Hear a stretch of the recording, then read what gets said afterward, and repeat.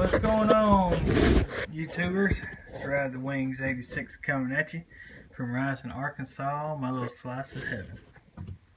What I got going on here tonight, it is Wednesday, March 8th, 2017.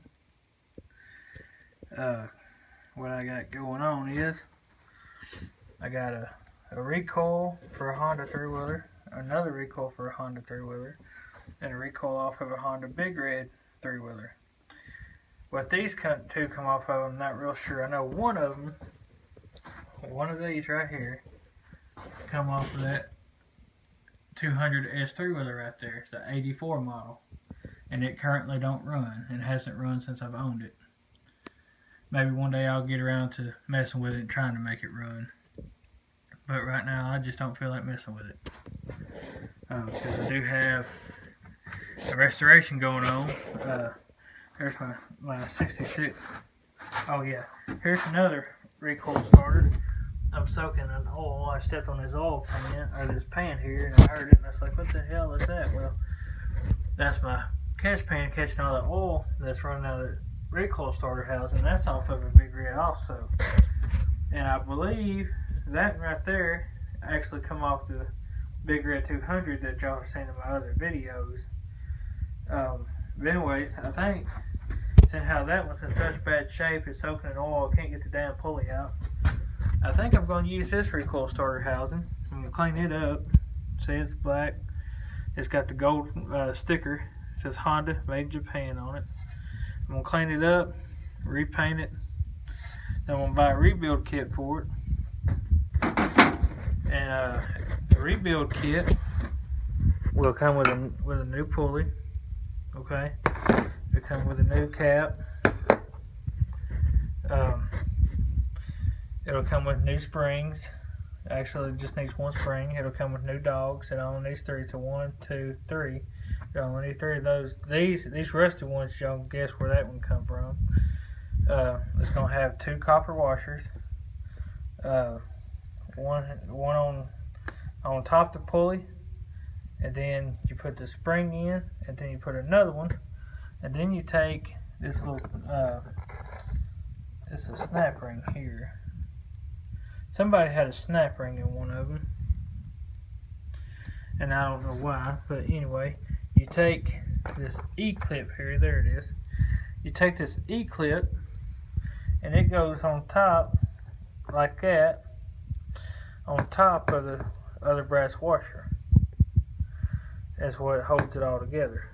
But anyway, for the ATCs that have compression release, like that one right there, the 185S, I'm not sure if the 200 Big Red does. It shows how much attention I've paid to it, because I'm big enough I can pull it over through the compression. I don't need a compression release. But anyway, that's what this pulley does. It sits on the outside of these pulleys like this, inside this housing or this housing. You see it's got the hole. That's where the compression release cable comes in, and it hooks to this. See if I can find it. I had it located earlier. Okay, it hooks in right here.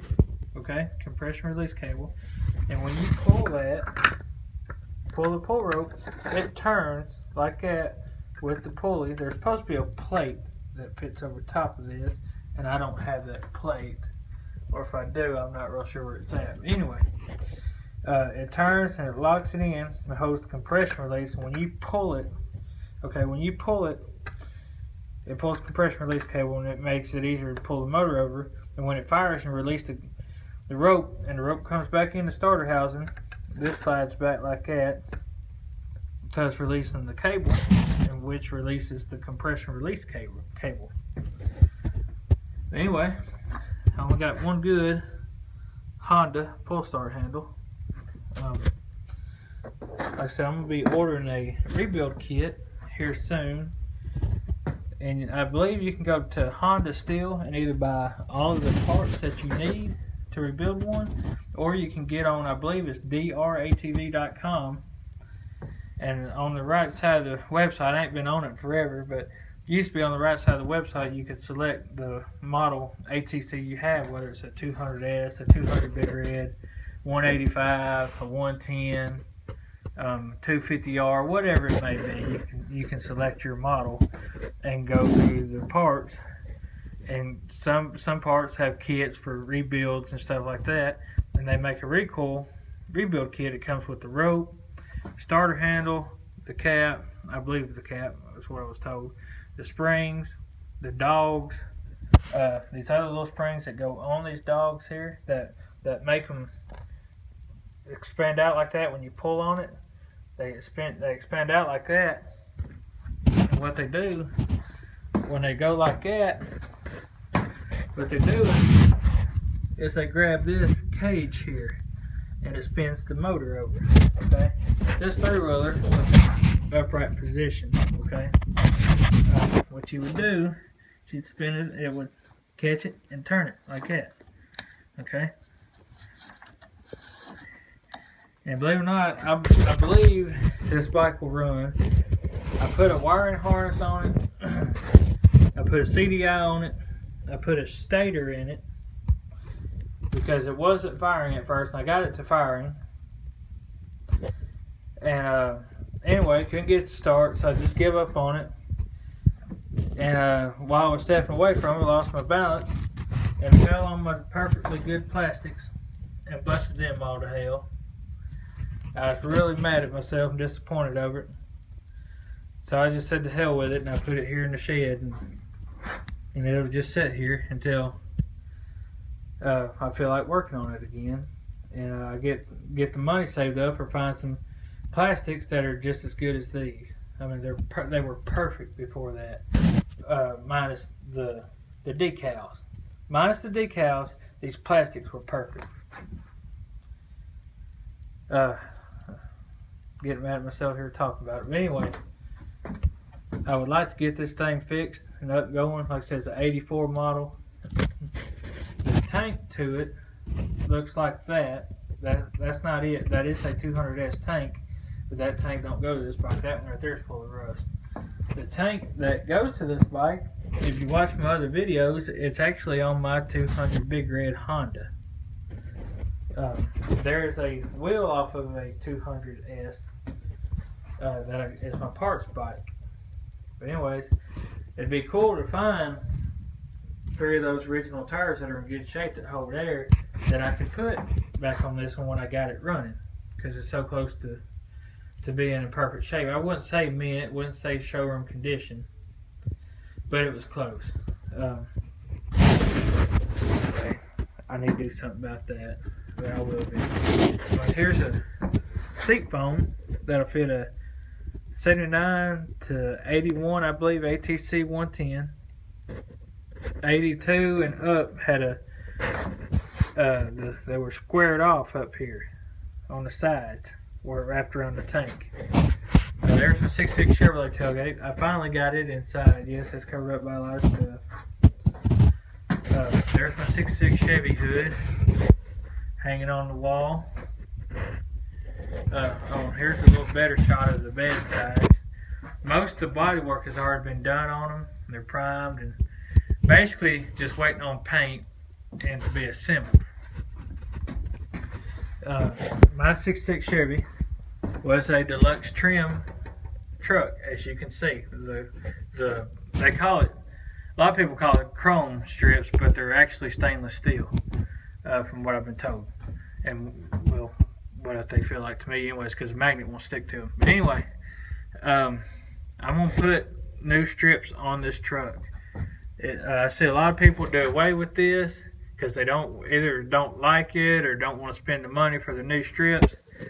But I believe you're doing that. You're doing away with the originality of the truck, and you don't see many trucks with them chrome strips or stainless steel or deluxe trim, whatever you want to call it, on them anymore. So mine is going to get it put back on it. It look pretty good. Anyway, that's my personal opinion. There's all my cross members from my bed. There's one wheel tub right there. It's had some body work done on it, and another one that's behind it on the other side of it. And this had body work done on it, but it hasn't been finished either. all my 6.6 Chevy parts are all in there. Okay. Anyway, people don't know what these are. You get you a set of them. They sound like the General Lee's horns. These horns are the Dixie horns. They play Dixie. Pretty cool. I had them on my 6.6 Chevrolet when it was together. But anyway, alright. Enough of that being sidetracked with my old truck. I will be doing an update video here in the next few days of the cab. It's coming along pretty nice. We still got a little more bondoing to do, a little more sanding. And then it'll be more or less ready for primer. Anyway, here's the spring that come out of this, okay? I done let it spring out a little bit, which I shouldn't have, but anyway, what I may do, it's rough, and basically the scrap, it ain't no good. It probably could be cleaned up and reused, but the rust is pretty deep on it. So I think I'm going to scrap this one. It's really no good, it's not worth messing with, okay? Alright. I got a good spring here, okay? How you would take them out, if I can find my pliers here. I got some here, but those aren't good enough. What you do, okay, here they are, needle nose pliers. What you do is you grab, you're going to take it out, you want to grab it like that, okay? You want to grab it and hold it as you pull it out, okay? And I'm going to have to do this one, either this one or that one, after I get this cleaned up and painted and greased and lubed up inside, because I'm going to use probably one of these springs, even though the rebuild kit comes with a new spring. But I ain't made up my mind yet what I'm going to do. I probably need to rebuild one of these anyways for that 200S that's right there, okay? You can't see much of it. I got a bunch of shit hanging up there. Extension cord, or what's going to be an extension cord. I got to put a plug in on it. My tow rope, a 3-way. I got ATV ramps, a roll around cart with all kinds of crap on it. The only good thing that's on it really right now is that battery charger right there. Those 2 DeWalt batteries, or actually those 3 DeWalt batteries ain't no good. Got some pegboard put up in here. Got some stuff hung up on it. There's some carburetors for anybody that likes them. If anybody can identify this and tell me what it is, I appreciate it, because I'm not real sure, don't know much about it, okay? I've never have messed with V8s or anything like that. They've all been mainly inline 6-cylinder Chevrolets, so I don't know much about these, okay? Here's another 4-barrel, and I believe this is 4-barrel too. Yeah, okay. It's got the primaries and the secondaries, so that's 4-barrel, okay. And this one is too. But anyway, that's a double pumper there. I know that much about it. It's a Holley. I used to have, I'm not real sure where it's at, come to think of it. I used to have one that's got a chrome fuel line on it. It's a dual feed or whatever. It's got one that goes to this bowl and one that goes to that bowl. It's a chrome stem. Anyways, I don't know what I've done with that carburetor. I've got it somewhere, and if I ever find it, I will make a video of it. Here's a starter for a Big Red 250 3-wheeler. I think this needs to be rebuilt, but it is in one piece and in decent shape. Okay, and I got this recoil starter here. I know some of y'all think, well, why didn't you take it off? Take it off the wall, take it apart, and use it for like this one. Well, this one here is for the shaft drive model 200 Big Red, which was the only year it was produced was in 1984. So this fits solely only the 84 200 Big Red, from what I can find. This one I got off of a Big Red in a junkyard. I should have saved the whole bike, but I couldn't afford it at the time. But anyways, this one is a lot shallower from here to here, where it mounts to the motor, than this is, okay? give y'all a side-by-side comparison. Y'all can see that. See how much more deeper that is? Okay. These are the ones that fits like the 80 to 83 models or whatever. This will fit the 185S, the ATC 200, the ATC 200S, and so will this one too. These are basically the same thing. Okay. They may be off different year model bikes. I don't know. Can't remember. But I think they're both off the 200Ss. Okay. That's a 200S there. And then I got a 200S that's out in the woods. That's a parts bike bought from an older lady in town in Pine Bluff years ago. But anyway, so I believe these are both 200S pull starters. I just gotta figure out which one seems to be like it's in better shape. Probably this one here. And rebuild it, clean it up, rebuild it, and put it on that 200S one day. Also, I got another plate here for the dogs. What the dogs catch on is what they call the dogs. Some little hooks right here. Okay. When they expand out in here, okay? And they go in them little holes, and that's what rotates it around. Okay, that's for obviously a 200E is what I took it off of.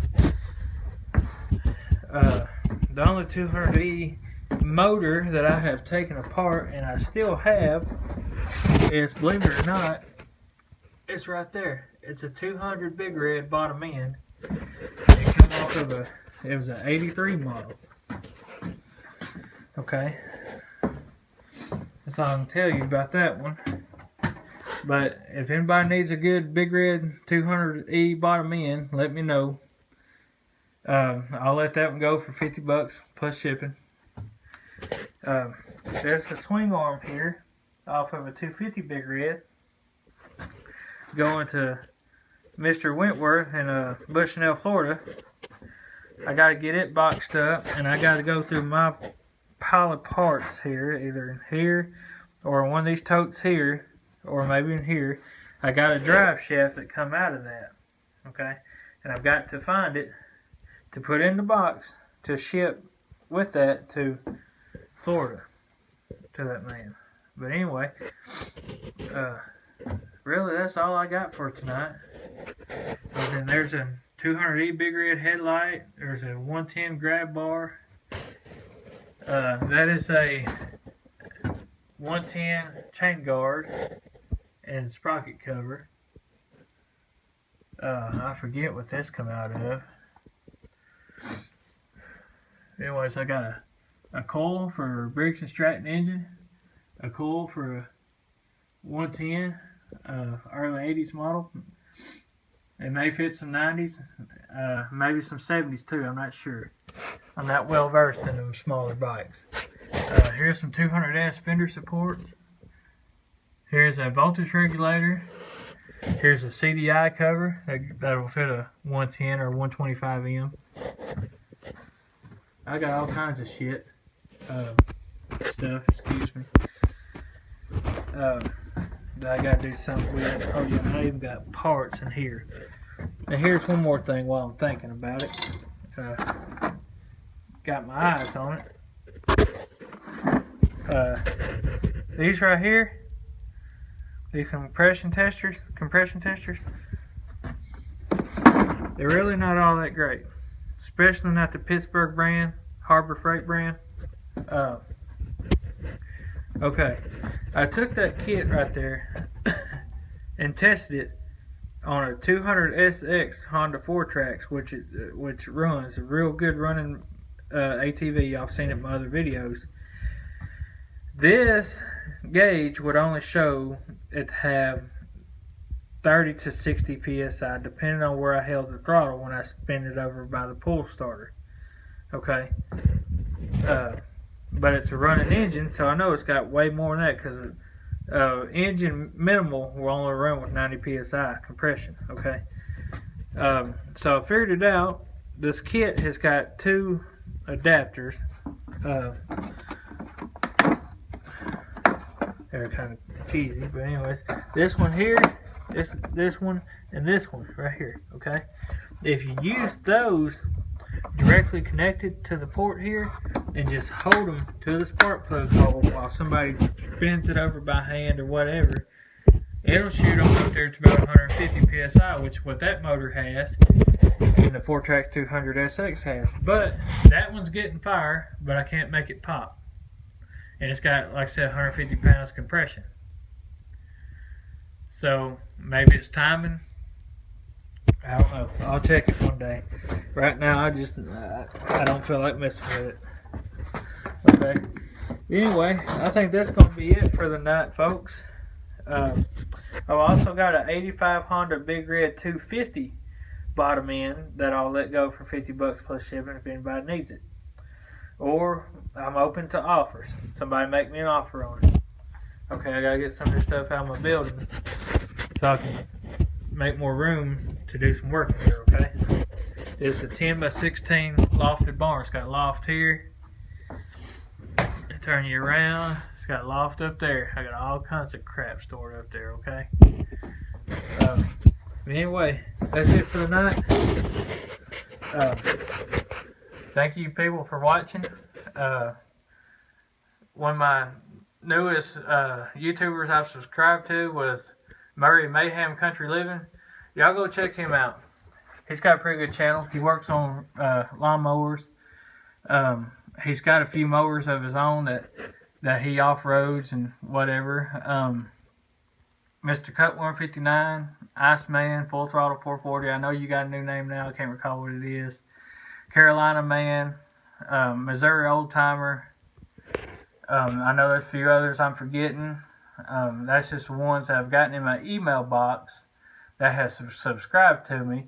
And I haven't had a chance to hook my laptop up and everything and get all that stuff out and go in my YouTube channel that way and see who my subscribers are, because you can't see who your subscribers are on your YouTube channel through your phone. Why that is, I don't know. YouTube, if you're listening and watching, you need to change your app or change this, tell us what to change on our phones or whatever, so we can get in our message boxes from our phones, check to see who our subscribers are, and all that. But anyway, I guess that's going to be it for tonight. Enough of my rambling. I'm sure you people got better things to do than just sit there and watch my videos and listen to me rambling. But anyways, I thank you guys for watching my videos.